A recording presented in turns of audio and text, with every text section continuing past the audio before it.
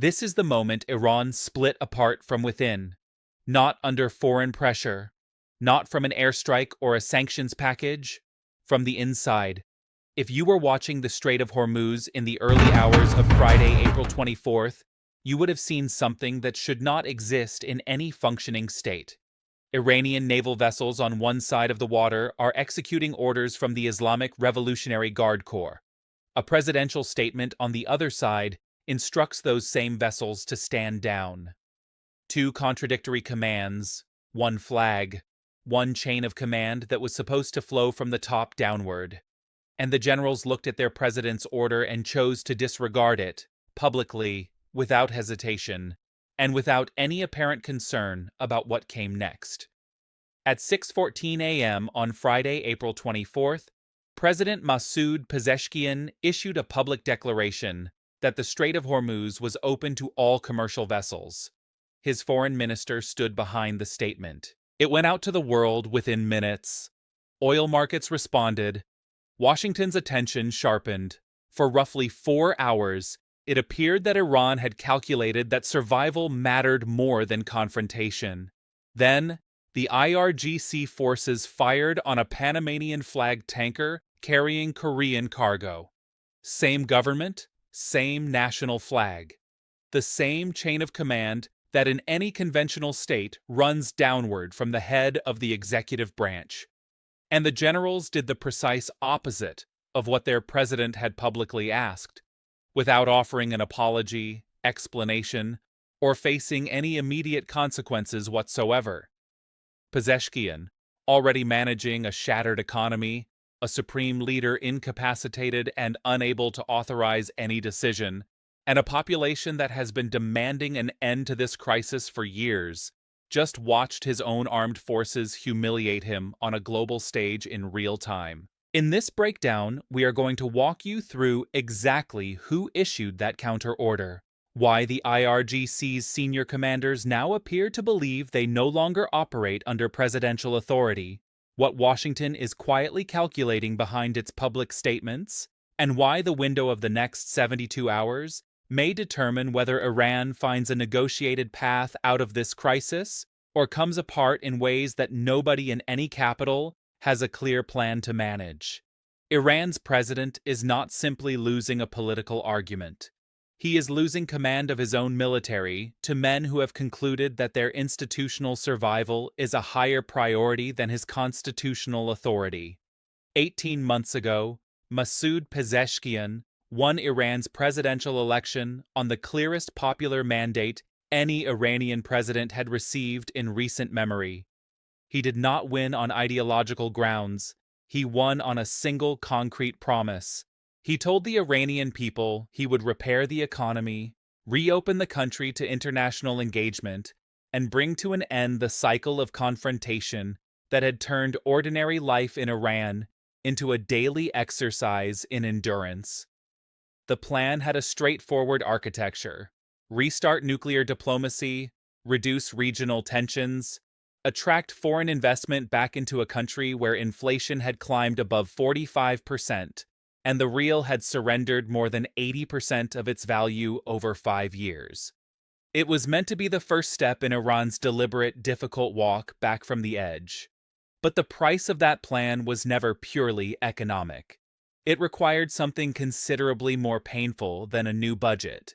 It required telling the IRGC, the most powerful military and economic institution in the country, that the era of perpetual confrontation had become unaffordable, that the proxy conflicts, the tanker seizures, and the regional power projection that had made the IRGC indispensable for 4 decades were luxuries Iran could no longer sustain. The IRGC's senior generals had heard arguments like this before. They had watched reformist presidents arrive with mandates and depart with nothing. They had outlasted all of them. When Hassan Rouhani pursued diplomacy, the IRGC shot down a Ukrainian civilian airliner and attributed it to a technical error. When Khatami pursued engagement, hardline judicial figures dismantled it from the inside. The pattern across every cycle was consistent. Presidents propose, the IRGC disposes. What Pezeshkian gambled on was that the current moment was structurally different, that the economic devastation was severe enough, the public anger deep enough, and the external military and financial pressure intense enough that even the generals would eventually accept that de-escalation was the only viable option remaining. He assumed the IRGC's command would run the same cost-benefit calculation he was running. That assumption has now been demolished in front of the entire world. At 5:47 a.m. on April 22nd, Pezeshkian's office released the statement. The Strait of Hormuz was open. Commercial vessels of all nationalities were free to transit. Iran was signaling to international partners and markets that it was prepared to step back from the edge. Foreign Minister Abbas Araghchi personally described the statement as a turning point and indicated that Iran expected reciprocal gestures from the international community. The markets responded within 8 minutes. Brent crude fell more than $4 per barrel. Shipping futures for the Gulf corridor shifted immediately. 3 major European container lines quietly began reactivating route planning for vessels that had been redirected around the Cape of Good Hope for weeks. For those 8 minutes, it appeared that one of the most dangerous standoffs in the recent history of the Middle East was beginning to come apart at its seams. Then the IRGC released its own counter-statement. Not through the presidential office, not through the foreign ministry. Directly from the office of IRGC Commander Ahmed Vahidi. The strait was not open. Any vessel entering waters under IRGC jurisdiction without prior clearance from IRGC command would be designated a hostile actor and treated accordingly. While Pezeshkian's announcement was still running on international broadcast channels, Vahidi's forces were already in motion.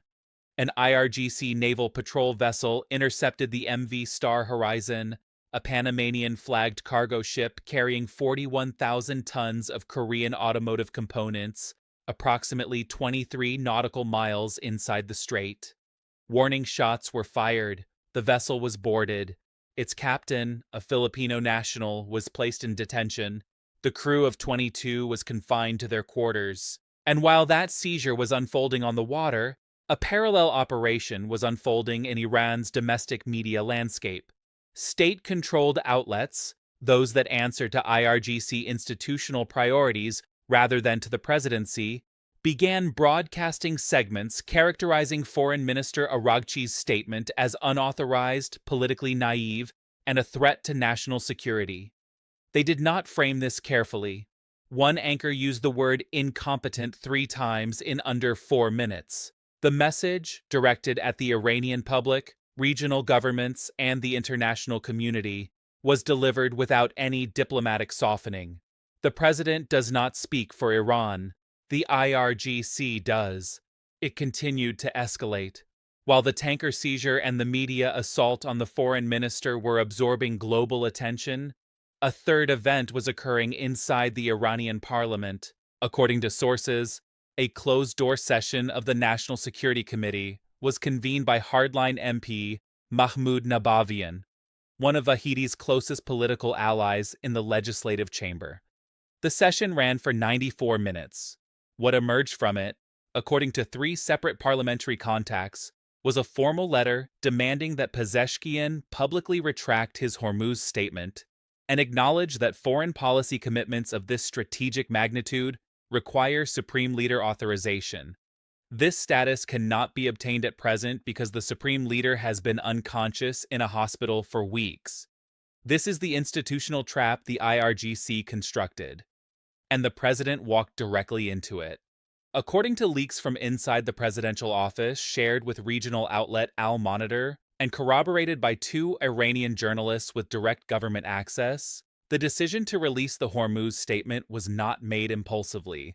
Pezeshkian convened an emergency session on the evening of April 21st with his economic advisors, his foreign policy team, and 2 members of the Supreme National Security Council from the negotiating faction. The numbers presented at that meeting were catastrophic. Iran was losing an estimated $430 million per day since the blockade had tightened. Oil storage capacity across the three primary terminal sites had reached 94% of maximum. The window before forced well shutdowns, which would cause permanent geological damage to Iran's principal oil fields, had narrowed to 16 days. One advisor reportedly told the room that they were not looking at an economic contraction. They were looking at the beginning of the structural end of the Islamic Republic's revenue model. The decision was made. Release the statement. Force the IRGC into a public position. Compel them either to stand down or to expose themselves before the world as the faction choosing national destruction over their own institutional preservation. What happened next inside the IRGC tells you where power actually resides in Iran today. Vahidi received a warning of the presidential statement approximately 40 minutes before it was published. In those 40 minutes, he did not contact the president. He did not send a representative to negotiate the wording.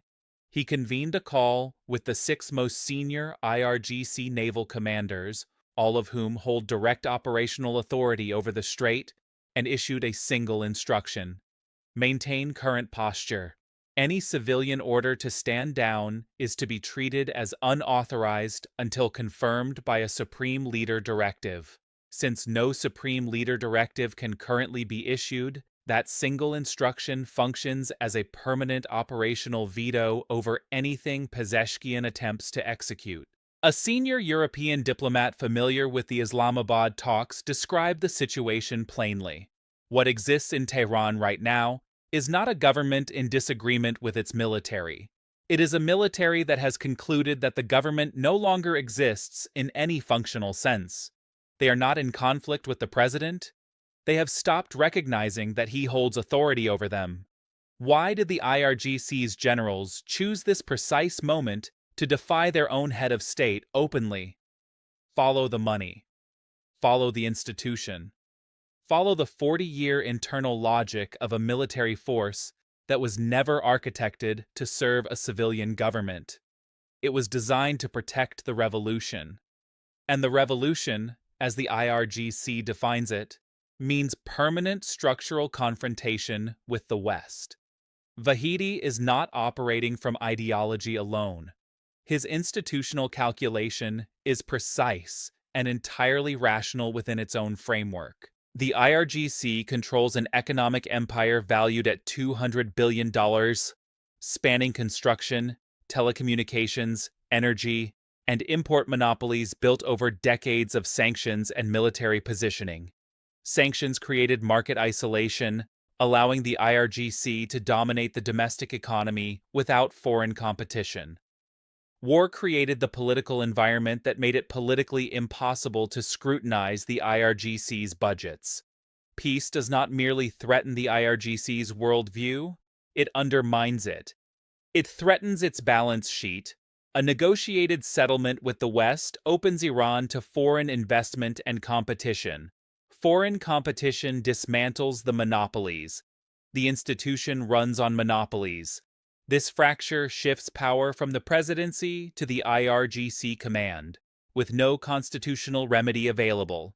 Pezeshkian can no longer make foreign policy commitments that hold, signal intentions that carry meaning to outside partners, or negotiate positions that will survive contact with his own military. He is, as one Gulf-based analyst put it this week, a president who cannot commit because his armed forces will not comply.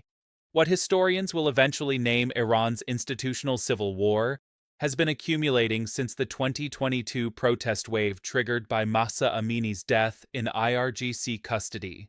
That wave revealed something that terrified the hardline establishment. The population's willingness to absorb political and economic pain had a ceiling.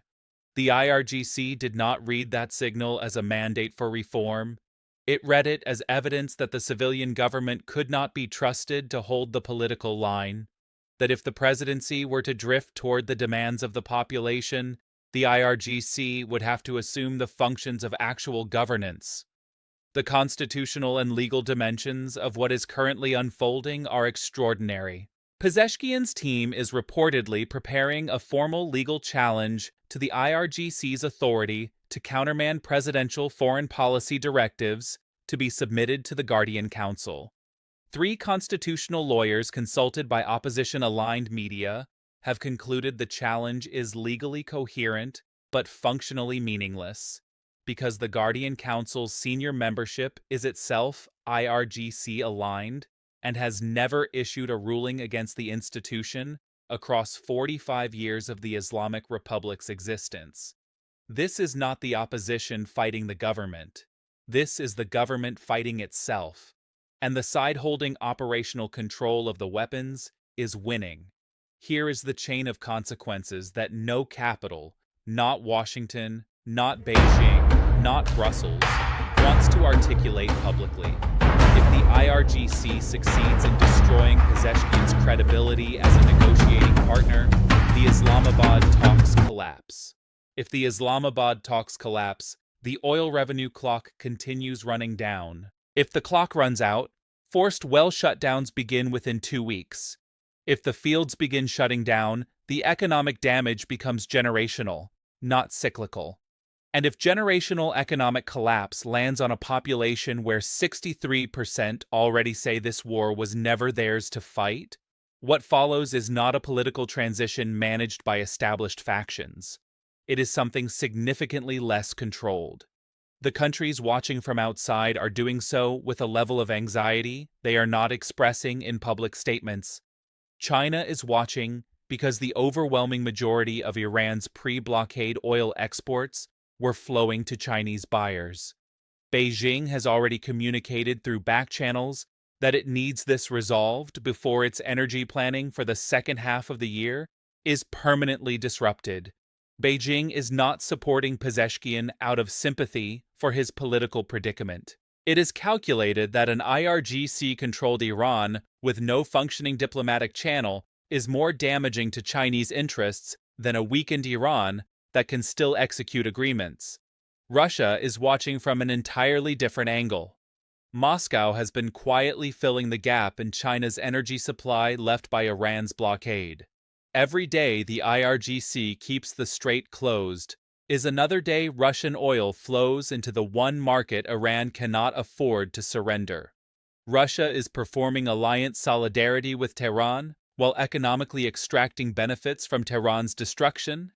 The generals, in their obsession with institutional self-preservation, are systematically handing their most valuable trading relationship to the partner they publicly describe as their closest ally.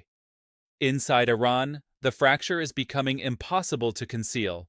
On one side stands Pezeshkian, IRGC, and the negotiating faction, all calculating that the only path through the crisis runs through a diplomatic channel. On the other hand stands Vahidi and the hardline IRGC command, calculating that any negotiated settlement is the opening chapter of the institutional dismantling they have spent 40 years preventing.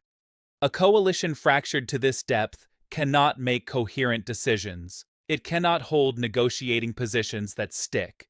It cannot slow a crisis that is accelerating faster than either internal faction can manage. Reports from inside the presidential office, shared with 2 Persian-language diaspora outlets, describe Pezeshkian as increasingly isolated.